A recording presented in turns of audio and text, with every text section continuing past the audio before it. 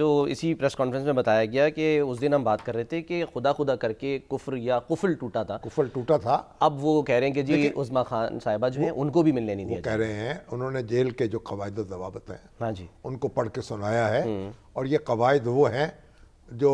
وزیر اعظم جو تھے نواز شریف اس وقت بھی موجود تھے ہاں جی اور جب وزیر اعظم عمران خان تھے اس وقت بھی موجود تھے ٹھیک ہے اور کسی کو توفیق نہیں ہوئی کہ ان میں تبدیل یا ترمیم کر لیں یا ترمیم کر دیں ترمیم ہو سکتی تھی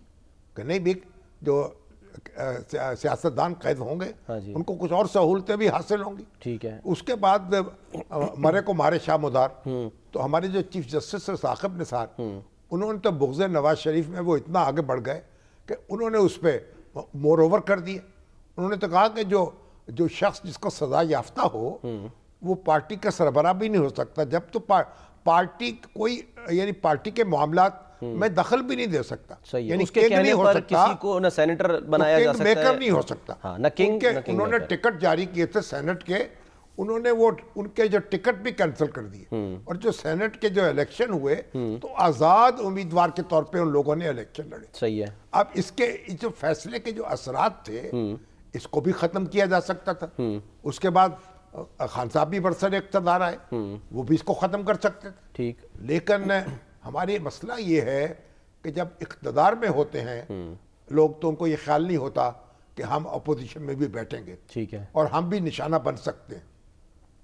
تو کسی سیاسی رہنما نے جیل کے قواعد میں تبدیلی نہیں کی اور کسی نے ثاقب نثار صاحب کا جو فیصلہ تھا اس کو کالعدم قرار دینے کے لیے قانون سازی نہیں کی ٹھیک ہے اب وہ ایک ویلڈ پیس آف یعنی لا ہے اور ان کا حکم ہے اب جو کوئی کنوکٹ ہے اب وہ کہتے ہیں سزا کیونکہ سنائی جا چکی ہے ہاں جی سزا یافتہ ہیں سزا یافتہ ہو چکے ہیں ٹیکنیکلی تو اس میں اب وہ سیاست میں دخل نہیں دے سکتے پارٹی کے معاملات بھی نہیں چلا سکتے تو اب جب سہیل افریدی صاحب یہ کہتے ہیں کہ میں کابینہ بنانے کے لیے مشورہ کروں گا یا پارٹی کے معاملات چلانے کے لیے مشورہ کروں گا یہ غیر آئینی مطالبہ تو اس کا بغیر قانونی ہے تو یہ مطالبہ جو ہے تو اس کا مطلب یہ کہ ان کا مطالبہ ایسا ہوتا ہے کہ اس میں رد کرنے کے دلائل بھی موجود ہو جاتے ہیں ٹھیک ہے اور جب کوئی دیکھیں اب مصیبت کیا ہے مصیبت یہ ہے کہ عمران خان صاحب سے ان کے وکلاء ملتے رہے ملنے کے بعد لمبی تقریریں کرتے تھے ہاں جی ان کی طرف سے بیانات جاری کرتے تھے باقاعدہ نیریٹو لے کے بتاتے تھے نیریٹو کیا ہے فیصل ہمارے جو ہیں فیصل چودھری اور دوسرے لوگ جتنے بھی ہاں ہیں جی سوائے وہ سلمان صفدر کے وہ سب سے کم وہ بولے ہیں اور وہ تقریر کرنے کے عادی نہیں تھے اب جو وکیل ملتا ہے نا جیسے آج اعظم نذیر تارڑ کہہ رہے تھے کہ جب میں وکالت کرتا تھا تو میں اس طرح آ کے باہر بیانات نہیں دیتا تھا اچھا اب وہ بیان دیتے تھے خان صاحب کی طرف سے اب اسی طریقے سے دوسرے وکلاء بھی تھے اور وہ ایک پنجوتا صاحب تو جو ہے وہ تو سراپا آتش ہے اور آگ بگولا ہو کے بیٹھے رہتے ہیں بڑے بھائی چھوٹے بھائی نہیں وہ چھوٹے یہ بڑے کون نہیں جو ٹی وی پہ نظر آتے ہیں اچھا ٹھیک بڑے صاحب کا تو سافٹ ویئر اپڈیٹ ہو گیا اب یہ دیکھیے بات کیا ہے بھائی جب یہ کام شروع ہوا تھا جیل کے قواعد تو نئے نہیں بنے ہاں جی 1894 کے سر قواعد ہیں جس میں ترامیم ہوئی ہیں کچھ حکومت سوئی ہوئی تھی اس وقت یعنی ملاقاتیں ہوتی رہیں ٹھیک وکلاء تقریریں کرتے رہے ان کو ملنے والے آ کے سیاسی بیانات جاری کرتے رہے سیاسی معاملات ڈسکس کرنے کے لیے گنڈا پور صاحب کو اجازت دی گئی سواتی صاحب کو اجازت دی گئی رات کو دروازے کھول کے اجازت دی گئی بالکل تو اس وقت حکومت کہاں تھی اس وقت جیل کے سپرنٹینڈنٹ کہاں تھے اچھا اب جب آپ نے اس کی اجازت دے دی یہ معمول بن گیا اور پھر اچانک آپ نے رسی کھینچ لی اب سوال یہ سر کیوں ایسا کیوں ہوا نہیں کیونکہ یہ بات بعد میں کرتے ہیں اچھا ایسا ہوا ہاں یہ تو ٹھیک ہے ایسا ہوا بالکل اب یہ ایک پریکٹس ہو گئی کہ خان صاحب سے جو لوگ ملیں گے سیاست ڈسکس کریں گے بعد میں بیان بھی کریں گے ٹھیک ہے اب آپ نے کہا کہ نہیں جناب یہ تو قواعد اور ضوابط جو ہیں اب اس کو لگائیں گے اور جیل مینول آپ کو یاد آ گیا عدالت نے بھی سر پابند کیا تھا شاید کہ آپ مل لیں لیکن باہر آ کے عدالت نے پہلے تو اس کو سسپینڈ کر دیا تھا جو قواعد تھے نا کہ سیاسی گفتگو نہیں ہو گئی سیاسی بات نہیں ان کو معطل کر دیا ایک سنگل بینچ نے اسلام آباد ہائی کورٹ کے